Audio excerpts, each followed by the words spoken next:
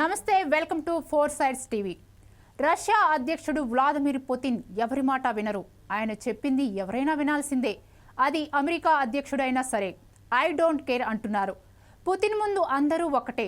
ఒకవైపు ఉక్రెయిన్ యుద్ధాన్ని ముగించాలని రష్యాపై అమెరికా కఠిన ఆంక్షలు విధిస్తుంటే, పుతిన్ మాత్రం అణుశక్తితో పనిచేసే మిస్సైల్ను పరీక్షిస్తున్నారు.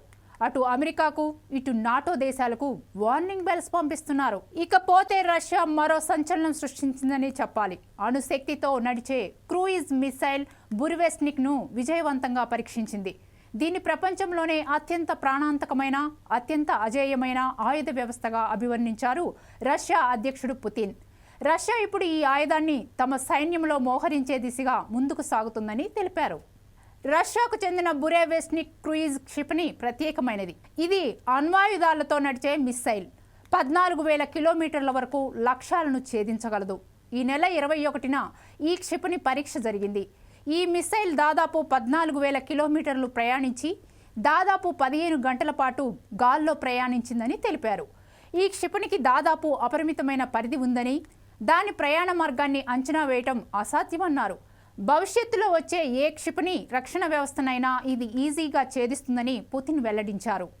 ఈ క్షిపణిని 9M730 బ్యూరోవెస్నిక్ అని పిలుస్తారు.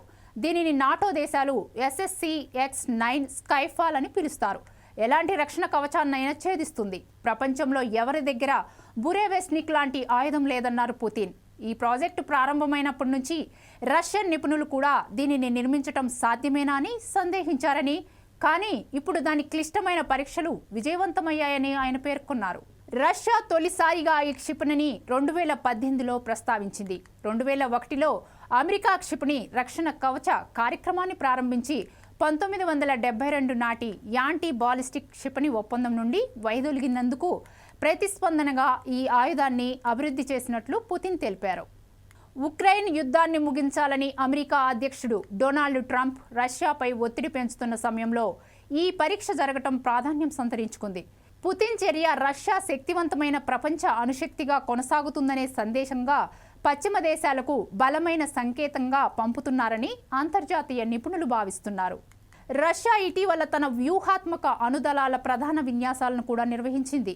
ఇందులో భూమి, సముద్రం, వాయుమార్గం నుండి క్షిపణి ప్రయోగాలు ఉన్నాయి. రష్యా అణుశక్తి అనేది ప్రపంచంలోని అణుశక్తి సామర్థ్యం కలిగిన దేశాల్లోనే రష్యా ముందు ఉన్నట్లుగా పుతిన్ ప్రపంచానికి చాటి చెప్పినట్లు విశ్లేషకులు భావిస్తున్నారు. ఏది ఏమైనా కూడా ఆయా దేశాల మధ్య యుద్ధాలనేవి మంచిది కాదన్నది అందరి అభిప్రాయం.